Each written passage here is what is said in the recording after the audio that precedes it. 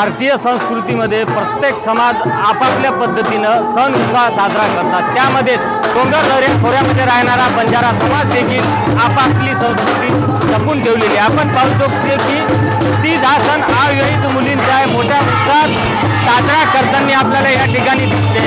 खरं तर बंजारा समाज आपली संस्कृती आजही जपून ठेवलेली आहे। या समाजामध्ये अविवाहित मुलींचा सण म्हणून तीज या उत्सवाला मोठ्या पद्धतीने मागणी आहे। तीज हा उत्सव मोठ्या पद्धतीने साजरा केला जातोय।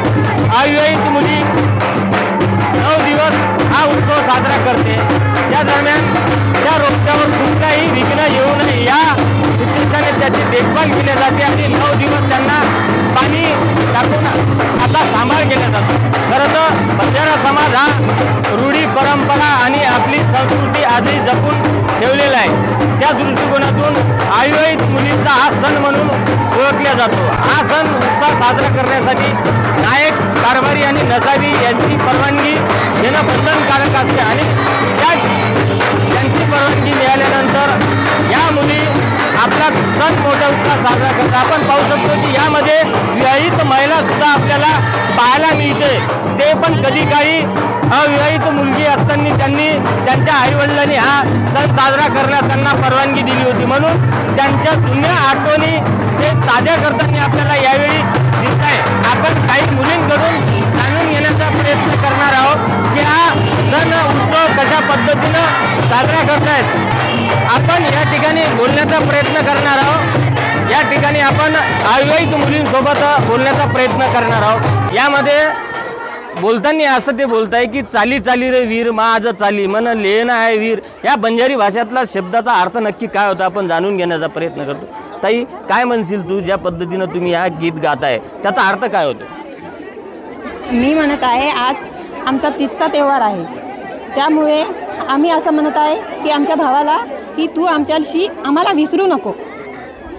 नक्कीच भावा, मी या वर्षी आहे मात्र पुढच्या वर्षी असेल नसेल, मात्र तू मला विसरू नको अशी भावनिक साथ या गाण्यातून ते आपल्याला घालताना दिसत आहे। माझ्यासोबत काही आणखी तरुणी आहे, काय सांगशील ताई?